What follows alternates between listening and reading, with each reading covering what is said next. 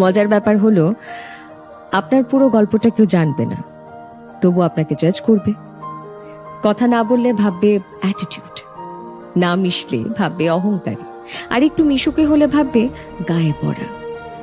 আপনি যদি কোনো সামাজিক অনুষ্ঠানে না যান তাহলে ভাববে আপনি অসামাজিক, আর যদি আপনি সব সামাজিক অনুষ্ঠানে যান তাহলে ভাববে ওই তো খেটে চলে এসেছে।